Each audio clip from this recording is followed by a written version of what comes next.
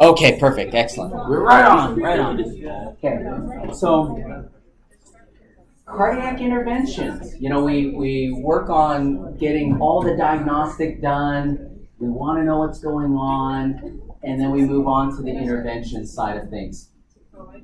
And similar to when I started talking about all these subspecialty things, just know that there's kind of this general cardiology, there's electrophysiology, there's heart failure, structural heart, vascular medicine, there's cardio-oncology. There are so many subspecialty areas in cardiology.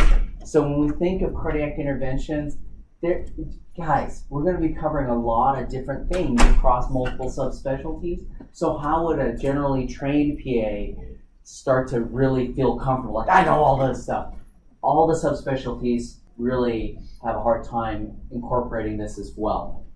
So I say that not to say you'll never figure this out. I say that just to let off the pressure a little bit for you in terms of just kind of lean into this and get a sense of what's available as you send your patients to receive things here. Okay, so I think in cardiology, we always think, yes, nailed it. Got the stent in, we revived this person, we put a pacemaker in, they feel better, etc. But at other times, nailed it probably doesn't mean what we think it does. And we can overly use that hammer and probably use it too frequently, too hard, and crap can blow up in our face. Okay? So that hammer, you have to use it wisely. Don't just apply it to everything. In its proper time and space, an intervention makes sense, but to apply it to everyone is probably not a good idea. I still don't even know what he actually hit, but I kind of want to do it. That's the 13-year-old boy in me. Okay, so coronary arrhythmias, valves, muscles, same kind of things on the diagnostic side. We're going to look at from an interventional side. So PCI is short, very short, for percutaneous coronary intervention, which can be balloon angioplasty, can be stents.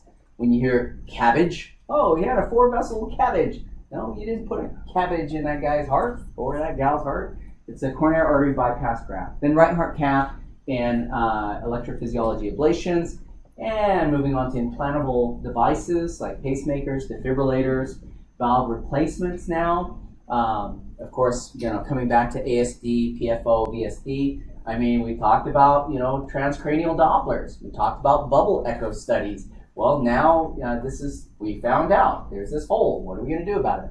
Left ventricular assist device and heart transplant. So this is the advanced heart failure side of things. I very rarely deal with LVADs and heart transplants. My patients are pre all of that. But boy, that's a whole different area altogether. Not all heart failure docs or advanced practice providers know what to do in the LVAD heart transplant. They don't manage those, but they know when to refer. So here, as many analogies as possible to help your patients understand what happens when you have a blockage. That top left is kind of like angina, right? Things are going through, probably not as fast as you want, but they're going through. The mid-top, that's probably an NSTEMI, a non-ST elevation MI. It's not going as well as you want. There's some blockage here. May not be a full 100%, but at points there are probably things that are suffering, like, your DoorDash isn't getting to you in time. I don't know. But then that third and last picture, that's a STEMI, right? Nothing's moving there.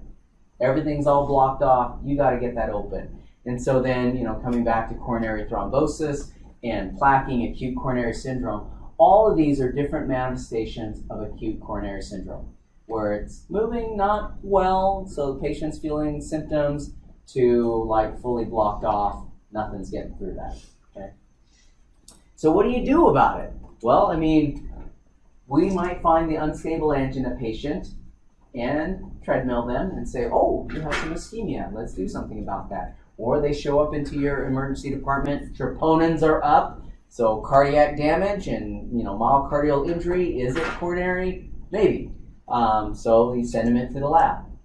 Here, PCI, CABG, right heart cath.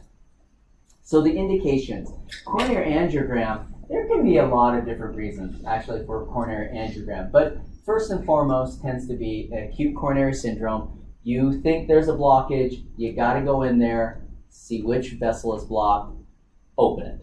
Okay, I mean that's kind of as simple as it gets. But we do a lot of coronary angiograms pre other procedures, such as if we're going to do a valve replacement, we want to know if the surgeon should also do a bypass at the same time that they're doing the surgical valve replacement. Or if you're doing a TAVR, a valve replacement through angiography, you want to know, do I need to place stents at the same time? Since we're already in there and we're procedurizing this person, so the coronary angiogram might be helpful there. Helps to assess the extent, severity of atherosclerosis and ventricular function. So we used to do this left ventriculogram. Very rarely do we do that because we have echo and cardiac MRI. Then you can take a look at valve function. Okay. So what's the approach? Well, traditionally it was the femoral arterial approach. You'd poke a hole in the femoral artery, take this catheter wire up through the aorta and into the heart.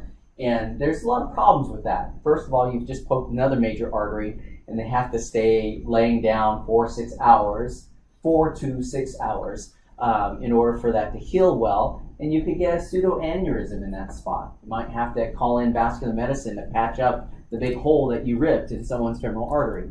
You could get a true aneurysm. You can get a fistula, cause dissection. You're wiring this really thin, sharp catheter wire through all these arteries. And what if they have an aneurysm and you just, oh crap, I just poked a hole and caused a big rupture. So it's not always benign to do these things, but these are all the complications that can occur. Most now go through a radial artery. They'll go through the left radial artery, which is so fantastic. Less pressure through that area. You can stand up, get up out of the cath lab. Not out of the cath lab, we wheel them to our recovery unit, but they can get up and go for home within a couple hours instead of waiting for half the day. Okay, so here's a picture. I think that's Kevin and Jim Revenaugh. So this is Jim Revenaugh and Kevin's just kind of backing him up, making sure he's okay. It must be a complex CTO procedure. And that's Bill, our circulating nurse. But anyway, so here, you're doing an angiogram. This would be just this big, crazy proximal LAD right there on the left. And then you kind of see down below, there's a second lesion at the bifurcation where it splits off. But they stented that top one. You can see the big difference there, right? It was pinched off, and then after that stent, now it's blood flow is going through. So here, it looks nice and uniform. But over here, you barely even see a little bit of a stream. It repeats. There you go. Barely see any stream, and then here it's corked off again down just below. So we'll probably have to put another stent in this bottom spot here. But it's fluoroscopy, right? So you don't get these beautiful pictures like CT angiogram, etc. It's just a live X-ray with contrast being injected into that area.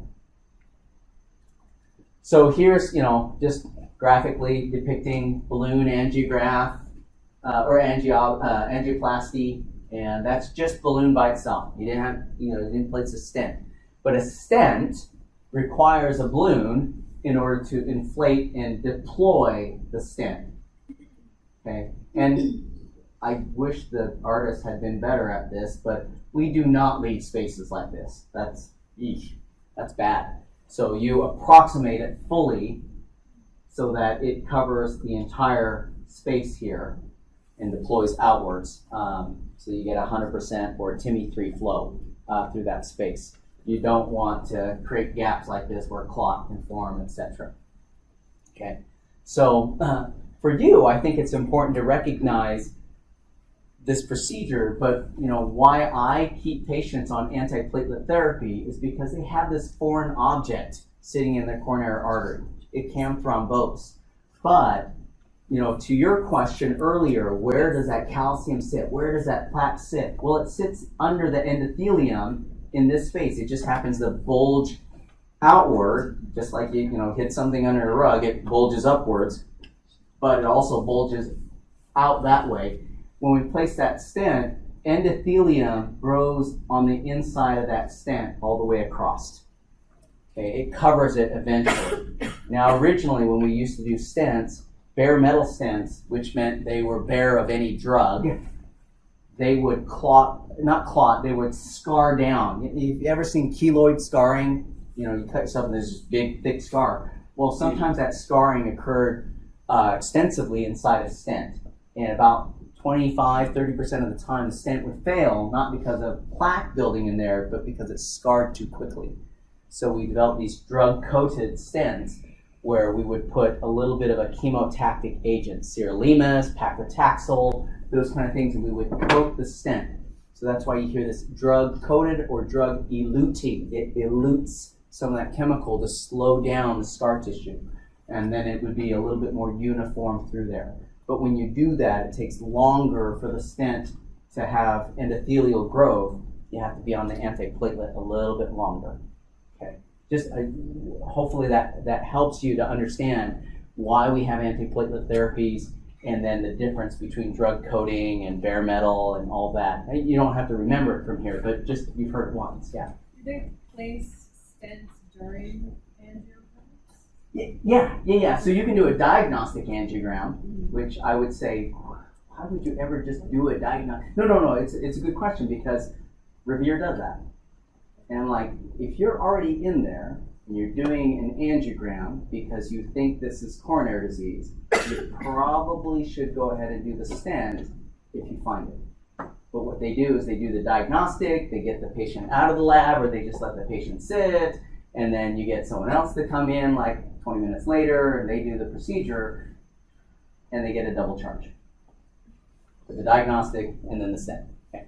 So it's just weird, and it's not very kind to the patient, especially when they're getting a little bit more contrast, more fluoroscopy. You have to kind of dither around, discussing it, etc. But these are the relative contraindications. Don't memorize these, but they should make sense. If someone that's severely anemic, they've had an acute stroke, you probably don't want to put a stent that needs antiplatelet if it's a hemorrhagic stroke, because you're going to make them bleed more. Meanwhile, if you don't give them antiplatelet therapy, they clot off in their stent. So there's some thinking that goes on. These are not absolute, but they're relative contraindications. It means you should think about the context of the patient first. So indications for coronary artery bypass graft. I mean, why should we do this? Big surgery, crack open a chest, do valve bypass when we can do stents. Well, because stents are not as durable as bypass grafts. Time and time again, and I'll tell you, my partners are always, stents, they're great. And then we see the data, and neck and neck, they're not neck and neck. When you compare them side by side, rather, bypass graft has a better durability in terms of the time before the next procedure or the time before having to do, having a heart attack, etc. But stents are really still bread and butter, and you should do them for the first event if you can open up an artery. So oftentimes what happens is you do an angioplasty to give the patient relief, help them survive, and then in the same admission, you consult them to surgery. You haven't done a stent, but you've angioplastied it. Now the surgeon has time to talk with the patient, say, look, you've got multi-vessel disease, stenting everywhere doesn't make sense, we'll do the bypass, this is how it'll go. And it's a great way to collaborate with our CT surgeons, and the data is really good for bypass.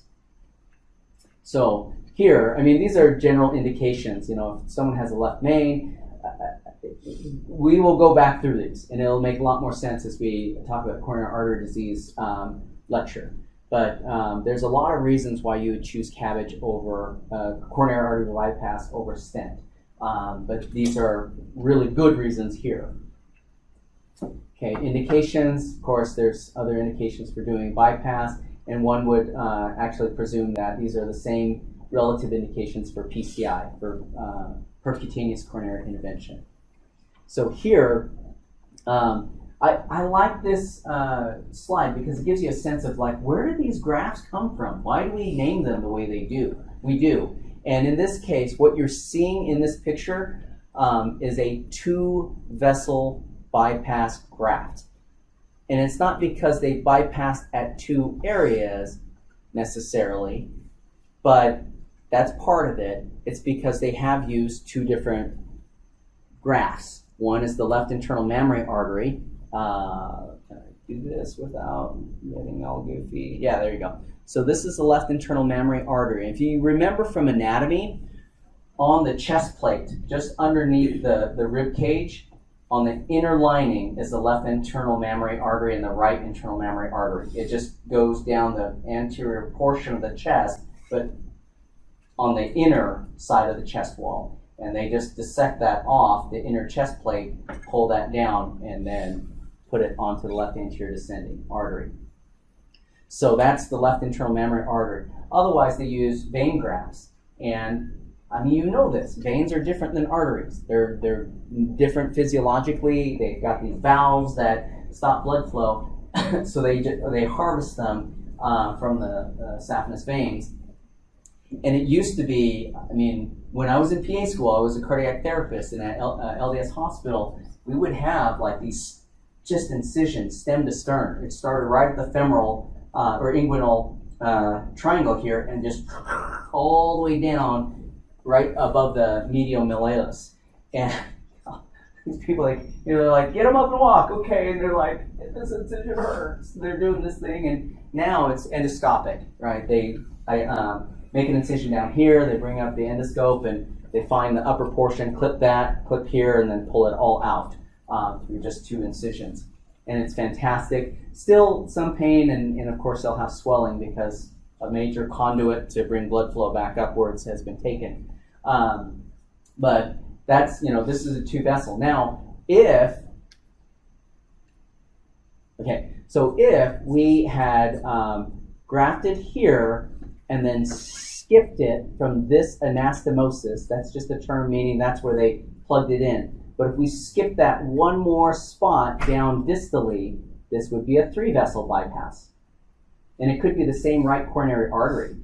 We could have plugged this here, anastomosed to the aorta, dropped it to the proximal RCA, and then skipped it again to mid, and skipped it again. So that's 1, 2, 3, plus the left internal mammary, 4. That would have been a 4-vessel bypass.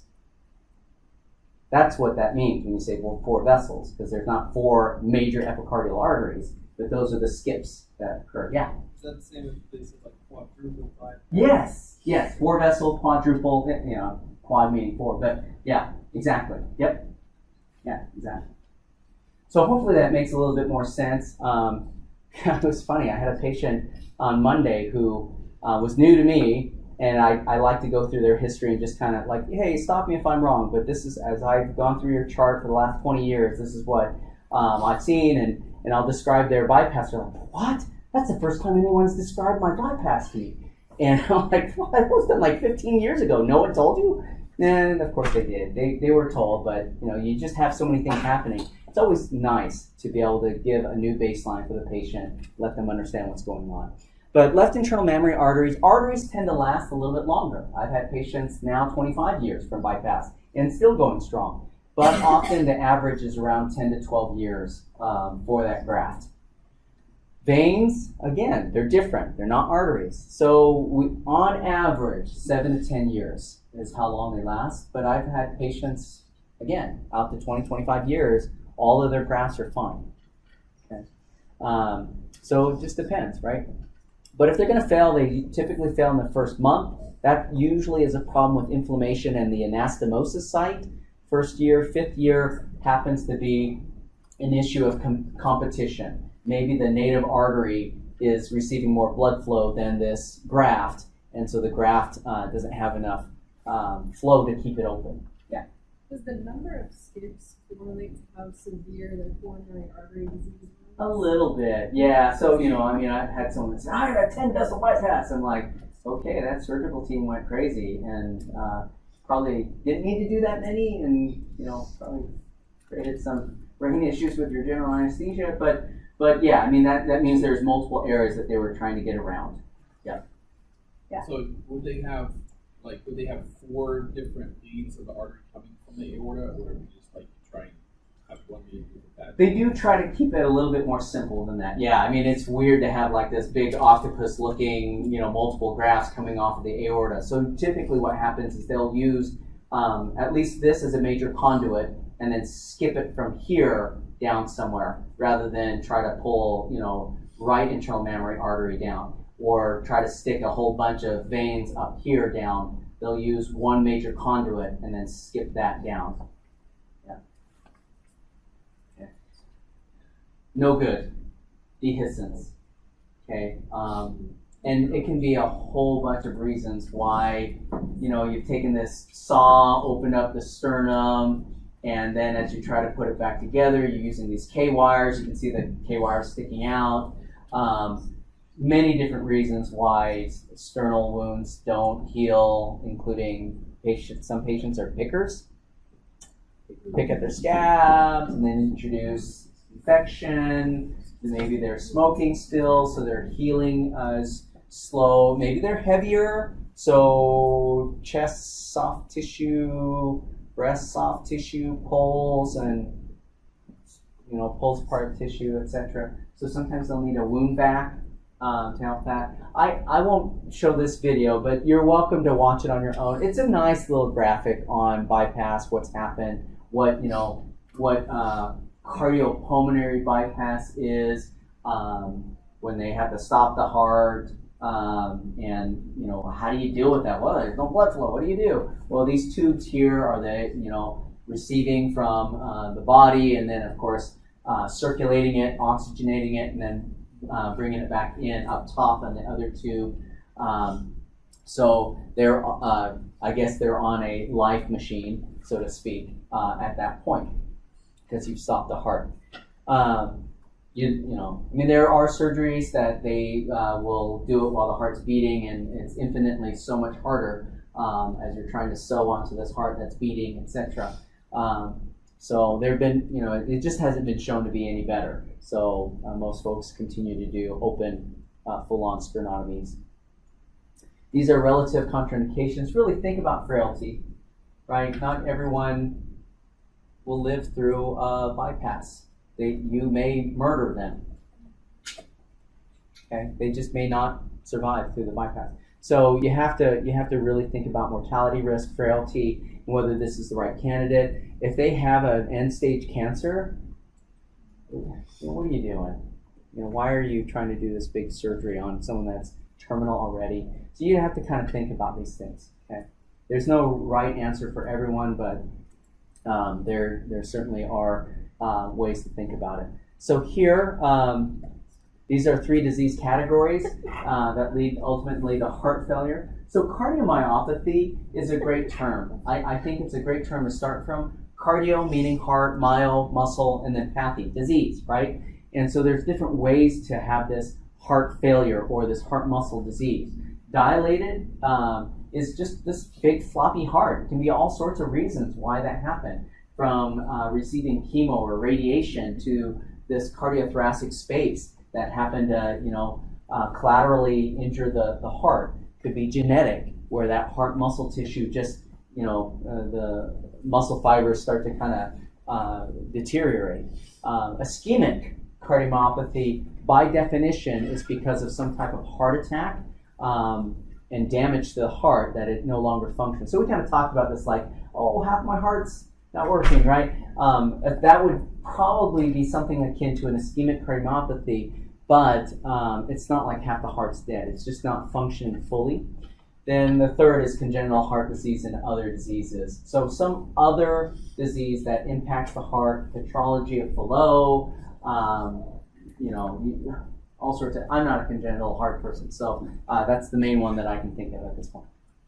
But then so that's cardiomyopathy, but how do you assess these things? What are you thinking about? Right heart cath. Kirk, my partner, does the right heart cath, and it's a great way to understand pulmonary pressures in the heart. Understanding if there's a primary pulmonary hypertension, pulmonary arterial hypertension, which group from 1 to 5. This is not a pulmonology lecture, but pulmonary hypertension is one of those important disease manifestations that occur when other cardiac or lung diseases happen. So we see a lot of pulmonary hypertension in my clinic because of Kirk. So in any case, it helps to understand what those pressures are, and then you can apply therapies like aggressive diuresis, trying to volume deplete folks so that their heart is able to function a little bit better, not being so loaded with blood to pump. So, and this is what it looks like. You do two different areas of access up in the internal jugular. You can come down either through the femoral or through that brachial region there. But then what you're trying to do is understand those pressures in the heart. Okay. And honestly, I always have to review these numbers every time I see one of his patients, because I'm like, I'm just not focused on pulmonary hypertension. But it is something that I try to help manage with him or alongside him.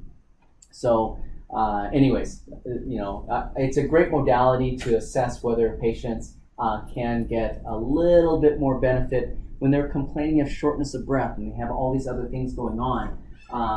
It might be helpful to diurese them more aggressively. Okay. So here we're getting to the septum. So whether it's up in the atrium or down in the ventricle, ASDs, PFOs, VSD closure devices. Again, just as a reminder, this left-hand picture here is a patent foramen ovale, and just remember that in utero, you're not breathing. So how do you get oxygen to move around through your bloodstream? Well, that's because you're relying on mom's blood, right? And that comes in through the right side just like it would on anyone else. And it crosses directly from the right side of the heart to the left by this foramen ovale.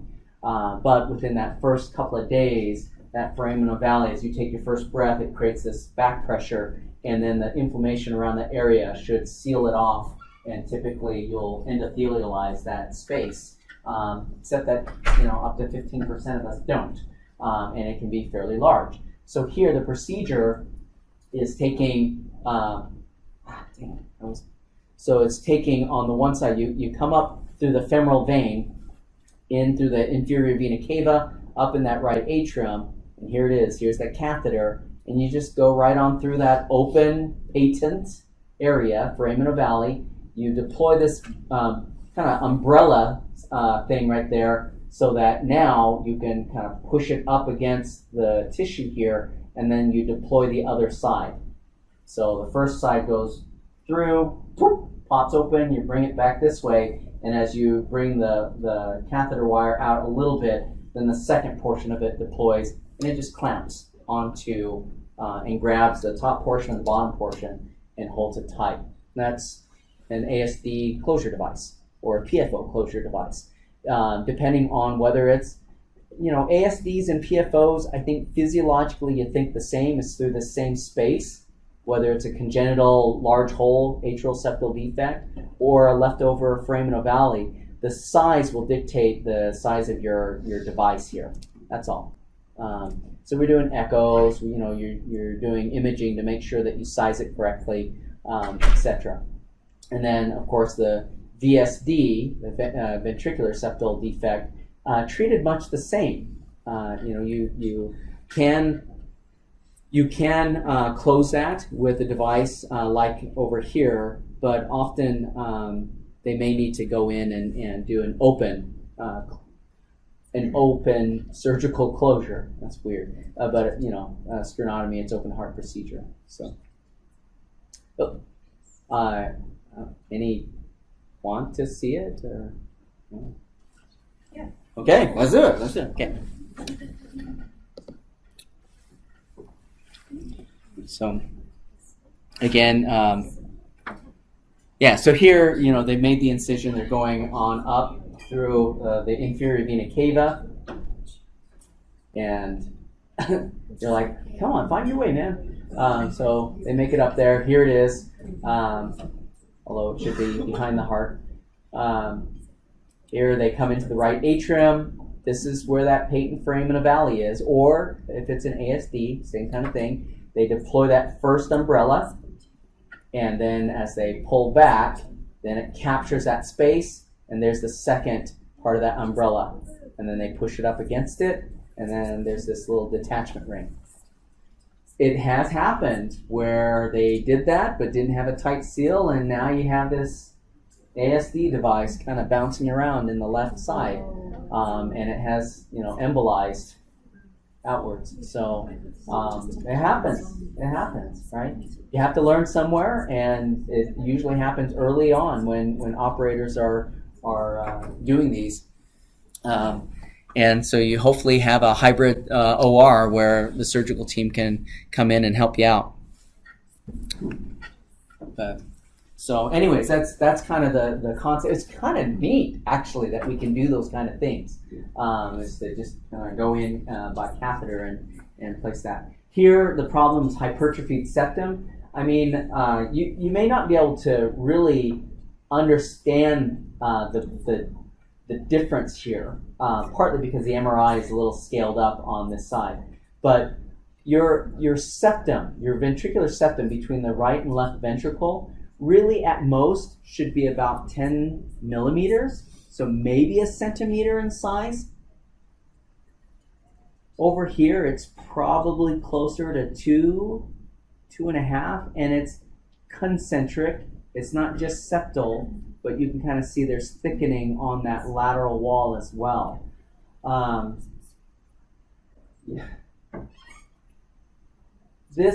Not this particular case, but this particular disease just always causes me so much sorrow, because it was the last time I did a cardioversion, and my patient passed away, and they had a septum that was nearly 3.5 centimeters in size. It was so thick, and I lament that I jumped in on this cardioversion as a favor to my partner, and I didn't have time to work it up. It was just like, yeah, help me out with this cardioversion. So I came and we talked about this. We knew that there was a potential history for hypertrophic cardiomyopathy. It wouldn't necessarily have changed our approach for electrical cardioversion, but we would have been much more aware of the potential complications, and she had the complication. We cardioverted, she went right into VTVF, then went into VF, and 6 hours later of coding in the cath lab with a PVAD and doing all, she passed away. It was, anyways, just super sad, and just, what I want you to get, I didn't want you to get my story. What I wanted you to get is from here, the difference. I mean, this is just a nice normal septum, and this is super thick, and it can get even thicker than this. And just know that when it's this thick, what that tells you is that chamber, when you thicken like this, even though the size of that heart looks about the same on the outside silhouette, when you thicken the septum, the volume inside drops dramatically, because the outer surface hasn't changed much. This outer shape is about the same. When I turn and thicken both sides, this outer shape is the same, but that volume inside drops dramatically in hypertrophic cardiomyopathy. So they don't have the same volume that they're ejecting with each beat, because the muscle is so thick and it's occluding that space. I don't know. I mean, think of like Arnold Schwarzenegger versus, I have muscle tissue, I can grab my ears. But maybe his bicep, he hits his head and he's like, I can't comb my hair. Get to the chopper. But anyways, so hypertrophy can be a bad thing, right? Here, what you can do is surgically or by alcohol ablation. Surgically, you can head on down here, and open heart, you do a myomectomy. You open that up and you cut out that myocardial tissue that is blocking. See, you can see that in this ventricle here, that is so thick that blood is not able to pass through the aortic valve and to the aorta. It just causes this really vortex and suction that the mitral valve just gets stuck up against this space. So you'll have to remove it in order to A, create volume here, but remove this blood flow dynamics that really trap that mitral valve against there. The other way to do it is really by catheter. You bring that in just like an angiogram, and in that left anterior descending, it's alcohol. You use high-level alcohol and you inject it into that space to cause a heart attack. I mean, that's what you're doing. You're causing a heart attack and killing off this tissue here. Now, we will see that. You'll see a ST elevation MI. You're tracking that with EKG, and then you're watching to see what it does in terms of motion and whether it stops moving as well in that space. And typically that death occurs over a period of a couple of days. It's not perfect, and in fact, because of where you're doing it, you're right by the AV node. You can kill off that atrioventricular node and cause complete heart block. So that's a common complication. It's not 50%, it's not 80%, but it's common enough that we talk about needing a pacemaker, as part and parcel with this. Okay. The alternative is you'd be like, well, why do that? Sometimes you don't have the surgical expertise. You don't have the operators at your place to do a myomectomy. And then, on the other hand, you leave this alone, they're at risk for sudden cardiac death. So here's the heart transplant procedure. It's so crazy. I've not been in to see one of these. Rami keeps telling me when he's on and the heart transplant team gets one, he's going to call me in the middle of the night. And I'll be like, yes, please, I'll come in. But you can see here they leave a lot of the right atrium and the back side of that left atrium. That's all there, and that's what you're patching the donor heart into, is that right atrium and left atrium there. And so that's where the transplant, that's where it's removed from the deceased patient, and then coming in, that's where that transplanted heart goes in. It's that same spot. And you have to reattach the aorta, pulmonary. I mean, there's a lot of moving parts here. So you can imagine that success rates aren't 100%, and we've gotten better.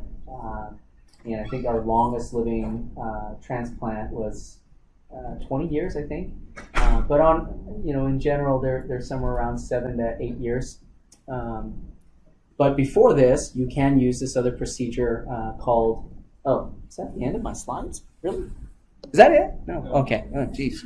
Like, what? What happened? Okay. So that's heart transplant. So it's a little invasive, obviously. You can do that with catheter.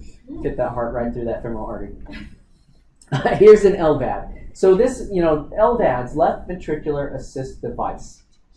It's exactly what it's called. That left ventricle is the pump of the heart, and if it's failing to that extent that you need a transplant, but you can't get a transplant, they're going to die because there's only like 3,000 donors a year, then most people will need some type of left ventricular assist device. And here, they're plugged into that left ventricle that's no longer pumping very well, and it pulls that blood through this little device here. And it's powered by this drive line right there to the battery that's external. So most of this is inside the body till about right there, and then it comes out and plugs into this battery pack, or this motor pack, and then these are the two batteries that go to this pack. And that drive line is into this, and it spins fast enough that it's bringing blood from that left ventricle that's been oxygenated and pushes it right up into the aorta. Instead of inside the body, it's already inside the body, instead of inside the heart pumping with that left ventricle to the aorta, we're just like, well, we'll take a trip outside of the heart since you can't pump very well. So that's what a left ventricular assist device is. Okay. And I don't know why I'm like forwarding past that. Okay. Thoughts, questions, or anything like that? Yeah.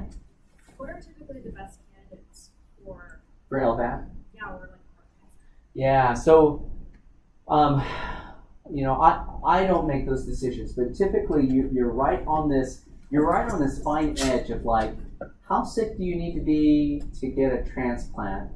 But then if you're too sick, you won't survive the surgery for a transplant. And so folks that require transplant probably are the same that require LVAD. In fact, the idea here is there's kind of two different ideas, is bridge to therapy. So LVAD, you do that until they get to bridge to transplant. And then others is destination, where they are way too sick, they have other things going on, maybe an underlying infectious disease or some other entity going on, that they will never be able to be a transplant candidate. So it's bridged to, it's just destination therapy. They'll just get an LVAD and remain on an LVAD. But who are these folks? Well, that left ventricle needs the pump. And as it starts to drop in its efficiency, we kind of talk about 55% ejection fraction, this volume of blood, excuse me, that fills in diastole.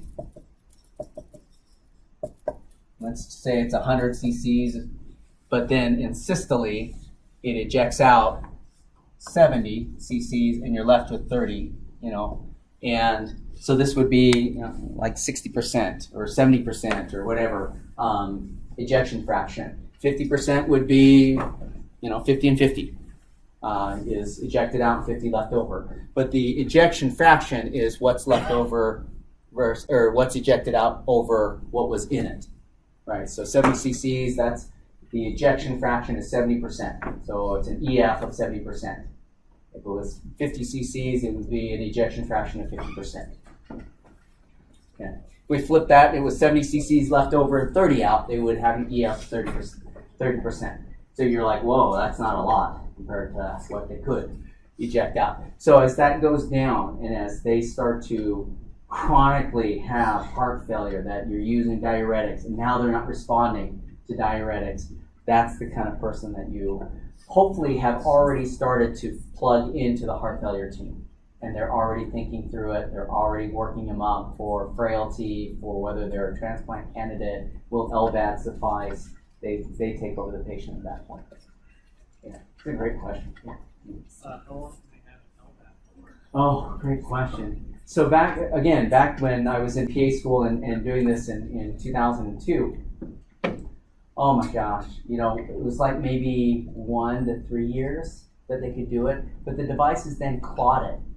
They clot it very easily. That still happens. That's still a problem with this, is the driveline will clot. But the other thing is, there's something to be said about this heart pumping like this versus spinning it through to try to get blood through this area. We chew up red blood cells.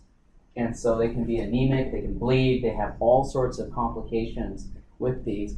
I think the longest that I've heard within our center is 7 years on an LVAD, but I think by and large it's anywhere between 2 to 5 because of those complications. But folks go on to get a transplant. Yeah, great question. Yeah. Oh wait. The heart transplant. How does the body give blood to the tissue while the heart's being switched? Yeah, so similar to bypass grafting, where we put them on the cardiopulmonary bypass machine. That's where the person is getting basically it's an external LVAD is what they're getting, is this external LVAD. It pulls from the right side of the circulation into this perfuser and then it gets shunted back into the aorta until which time you switch hearts. Yeah. So during this couple of years we have the LVAD on, how does that affect daily life? Can they exercise? Can they shower like a normal person? No, it's fantastic. I encourage you, go to YouTube. There are several LVAD stories from patients, and it's a 9-day difference from when they didn't have the LVAD to when they get it. There are many that are going up hiking. They just have to bring extra battery packs. Now, back when when I was a therapist, they had this method that if the batteries ran out and you were too far away, you had this ability to take this squeeze function and you would serve. It was like this perpetual motion machine where you served to keep your heart alive, which kept you alive enough to squeeze. And it was like, okay, I'm getting tired, but let's get to another battery. It was scary. It was really scary. The batteries nowadays are better, and of course they're smaller, so they have multiple that they can carry with them. But yeah, you don't want to go overnight hiking and not have your batteries and things like that. So, but it's pretty neat. It's really neat technology, and it's really changed and transformed the lives of those individuals at that end of the spectrum. So. Here, EP studies, and we saw a little bit of that. We heard them talk about it a little bit. Electrophysiology studies are a way to get ready to find where those electrical targets are. So just like we talked about a diagnostic angiogram and then doing the stent or whatever, EP studies can be by themselves diagnostic if you're just trying to figure out what's going on. But often we already know. We just need to be much more specific at studying what's going on and then ablating during that same session. Okay, so these are the different movies about it. I love MedMovie, partly because I know Rick, but we use it in the CardioSmart app for ACC. I've been developing some educational tools with him. But if you ever want to just have a library for yourself or for your patients in primary care, wherever you are, MedMovie is a great place to find all sorts of wonderful 30 seconds to a minute and a half at most little video education pieces. And I would venture that you'll learn a lot and just as much as your patients or more, at least build on what you already have. I'm not going to go through these, all of these, but I do think ablation is helpful here. So we'll open this up. It does have some sound to it. Atrial fibrillation is a heart arrhythmia in which abnormal electrical signals begin in the atria, top chambers. Atrial fibrillation may be treated by ablation surgery if medications alone are not effective. In ablation, areas of tissue in the heart that cause arrhythmias are destroyed.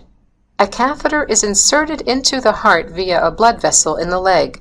A small needle is used to make 2 small holes to allow the passage of the catheters from the right side to the left side of the heart. Before the ablation, electrical mapping of the heart is performed. An electrically sensitive catheter is used to map the heart muscle and the origins of the electrical activity throughout the heart. The map tells the surgeon which areas of the heart are creating problematic electric signals that interfere with the proper rhythm. The interventionalist carefully destroys malfunctioning tissue using a catheter to deliver energy, such as radiofrequency or cryotherapy, to scar the problematic areas. The scarred areas will no longer send abnormal signals. Catheter ablation for atrial fibrillation often follows a predictable pattern. For example, the areas around the pulmonary veins are a common culprit, and the ablation will target abnormal signals that start around the pulmonary veins. Okay. So hopefully that helps a little bit understand. I mean, it's such a simple video, and my patients love seeing those kind of things. I draw them horribly, so it's nice that someone else has taken some thought and made those. Oh, gosh, why does that happen? Okay. Jeez. Bummer. Old man, figure out what you're doing. Okay. Just not as hip as you kids. Okay, here we go. Okay, so, that's, on the one hand, that's one of those procedures that you can go in, and that's what an ablation is. So when you hear ablation, we're just scarring down, either targeting directly the signal or surrounding that signal with scar tissue so that it doesn't break out of that area. Okay, so it just can't pass through connective tissue that's whether it's dense irregular or dense, regular connective tissue. Valves are one of the reasons why those electrical conduction doesn't get past that area, other than when it gets to the AV node. So then when you look at the pulmonary arteries, or veins rather, and you isolate them, then signals can't get out of that area. Same thing with VT ablations and A flutter ablations. Same concept as you're creating scar lines around the signal. Here, the question is it too slow? Is it dysfunctional, meaning it's just not working very well at all? Or is there a bad signal? Or it's too fast? So this is where we think about pacemakers and defibrillators, right? This is kind of the reason behind thinking of placing this permanent pacemaker. So these are the different indications, and these diagnoses we'll go over as we get into the rest of this semester. But you should familiarize yourself, at least hearing sick sinus syndrome. This is someone that has a sinus rhythm, but it's slow. It's super slow. It's not conducting that quick, and so folks are sitting around 40, 50 beats per minute, and it's just not conducting through very well. And then symptomatic sinus bradycardia. So just, not everyone with a heart rate less than 60 has a problem, but some do. It's slow enough that they're sleepy during the day. You talk to them, they fall asleep, etc. And they can't seem to have enough energy. Tachybrady is just flip-flop. It's either really fast or it's really slow. Really fast, really slow. Or it's really fast and you treat it and then they become really slow. So it's complicated back and forth when you're treating these things. AFib with sinus node dysfunction. So it's just they have all these signals going on the top part of the heart, but it's not really conducting regularly enough to either override that, and then you're using antiarrhythmic therapies. So complete AV block, heart block, third degree block. You'll hear that. Chronotropic incompetence. It sounds complicated, but chronotropic is just time. The timing of this heart is incompetent. So right now, you guys are all sitting. So heart rates are probably anyway, I don't know, from 40 to 70. And then if I'm like, okay, let's all run down the stairs and come on back up the 8th floor. Presumably, your sinus node will say, hey, let's speed this up. I need a little bit more cardiac output. So your heart would rise. But there are people who have chronotropic incompetence that they go from 50, 60 beats per minute sitting, and they go running, and that heart goes, it doesn't keep up with them. So they need a pacemaker. Okay? They need a pacemaker because it's incompetent. It's just not signaling well. And then prolonged QT, cardiac resynchronization therapy, etc. So these are some relative contraindications for this, or excuse me, relative, let me think. What was I meaning on this? Pacemaker, cardiomyopathy.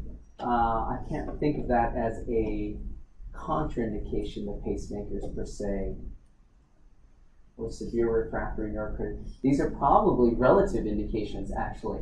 If someone has neurocardiogenic syncope, we've talked about with tilt table testing, where they're fainting. They can't keep their heart rate high enough. They have that vasovagal syncope. Perhaps a pacemaker at least keeps them above 20, 30 beats per minute. Okay. So here are the contraindications, which we won't go over here. Just know that you probably shouldn't place a device, a foreign device, in someone that has active systemic infection. You're just going to infect that device and probably need to remove it again. This $95,000 device.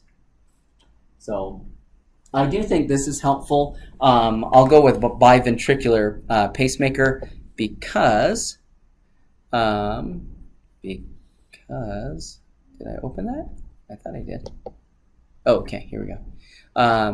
It kind of gives the components of all of these. But before this goes, what I want you to see is this device sits on the chest wall subcutaneously. So we make a little pocket, we make an incision, tunnel it down. So there's a pocket underneath the subcutaneum above the muscle, and we place that device in. But now the leads need to be tunneled up into that brachiocephalic vein and then into the right atrium. So that's what you're seeing here as it pops up. And not all devices have all of these leads. Most devices generally have a dual chamber where they're one in the right atrium, one in the right ventricle. This one happens to have one in the right atrium, one in the right ventricle, and one that tunnels in the coronary sinus over to the left ventricle. So it's a bi-V device, biventricular device that happens to have a right atrium as well. That's why we call it a bi-V. A dual chamber would just be one that has right atrium, right ventricle. A single chamber would often be a single chamber to the right ventricle. And why would we do that? Sometimes we have to create a complete heart block right here, and then we just want to pace the bottom part of the heart. Okay, it doesn't make sense now, or maybe it doesn't make sense, maybe it does, but don't worry about the indications other than there are single, double, or dual and bi-V devices. So I just want to... Cardiac resynchronization therapy, or CRT, is a treatment for patients with heart failure, HF. The electrical system within the heart tells the heart muscle when to contract or beat. The normal heartbeat starts in the right upper chamber, right atrium, and spreads to the left upper chamber, left atrium, and then down to the two lower chambers, ventricles. For the signal to reach the lower chambers, it travels over a specialized conduction system which branches into two tracts. The tract on the right bundle branch, tells the right ventricle to contract, and the other, to the left bundle branch, tells the left ventricle to contract. In healthy or normal hearts, this contraction of the right and left ventricle happens at almost exactly the same time. Patients with heart failure often have conduction slowing or blocking of these specialized tracts. This results in a delay of the signal reaching the left ventricle. The lower chambers or ventricles no longer contract at the same time, and this uncoordinated beating decreases the amount of blood the heart pumps.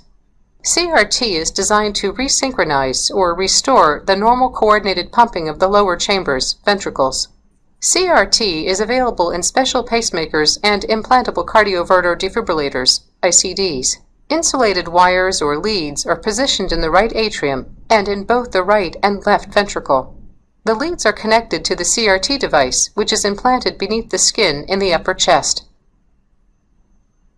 The CRT device sends electrical signals through the leads to your heart so that both lower chambers can be activated at the same time or resynchronized. This is also known as biventricular pacing. Okay. So hopefully that it better visually than to just hear me describe it or text, which I highly recommend that you also do for your patients when you're seeing them, is to describe. Oh, okay, what's going on here? Oh, guys, how do I do this again? There we go. Okay. Oh, good. Okay, so. All right.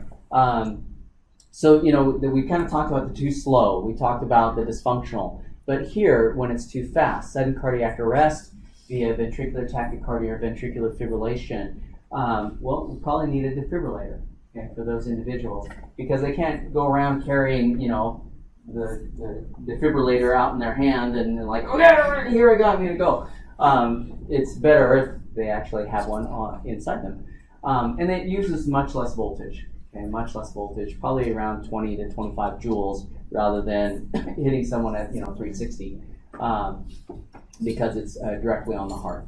So really, I think it's important to think of the contraindications, because these are devices that are very, very expensive. They're very expensive.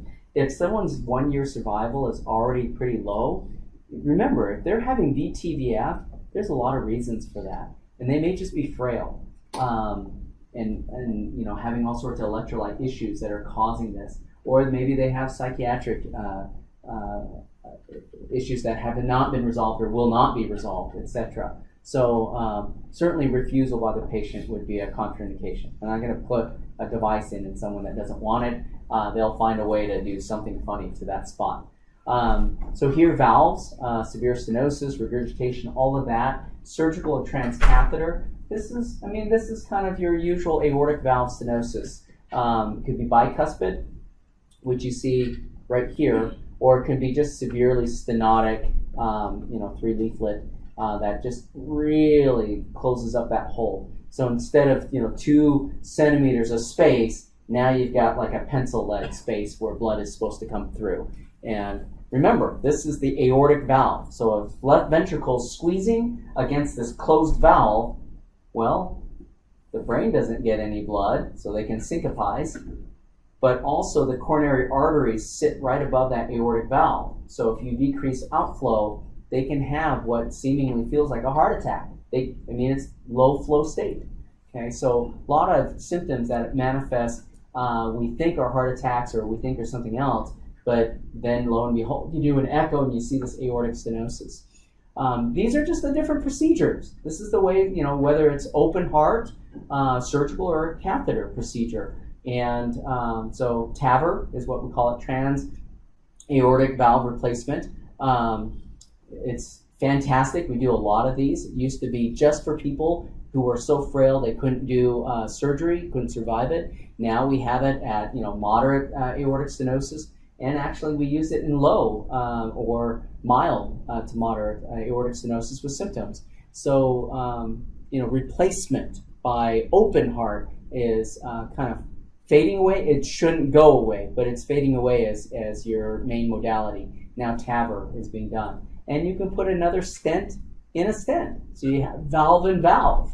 And you can have valve in valve in valve. Now that this has been out long enough as a therapeutic option, we are seeing some of those. That's rare. I hope we don't see a lot of those because it means we chose the wrong candidates.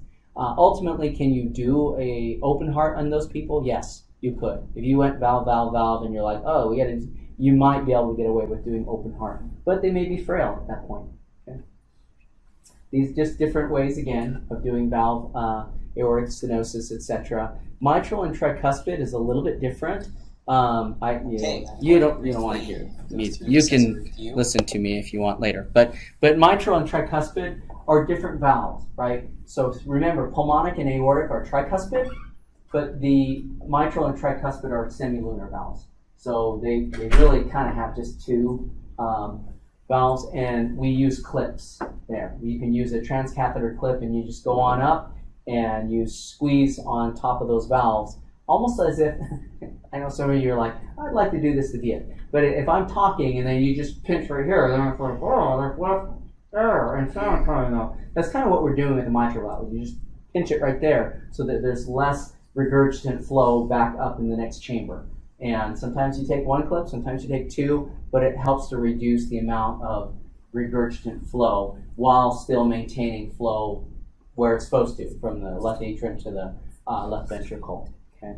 So, we kind of talked about LVAD. There's RVAD, so we can call it BiVAD, where they get both a right and left ventricular assist device. It's not common. It's not common to require that, but those people who, these are frail people. If you have both right and left ventricular failure, they're probably not candidates at the time for heart transplant, but you may actually recover them and give them some time to recover for a transplant. So we talked about this, bridge to transplant, destination therapy, recovery. Here are the different devices that have been used. I showed the one over here on this far right. But there's different versions here. This was the version that I was used to in early 2000, and then here it's gotten a little bit tighter on there. This is the HeartMate 2, I think, device. So the technology here is great, and these are the mechanics of how it spins and get blood. So question for you, would someone on LVAD or RVAD have a pulse? It's just this spinning constant flow. They don't have a pulse. They're pulseless. where does the pulse come from? From a beating heart. And here it's just pulling, and it's continuous flow. It's continuous flow from left to right. So we found some problems with this. I think biologically, we were built for a pulse and for this kind of off-on, not for continuous. So there are some complications that occur that are unique to LVAD patients. It's not pulsatile. It's just a constant flow, right, on through there. So they don't have a pulse. It's a very interesting phenomenon. We talked about heart transplant.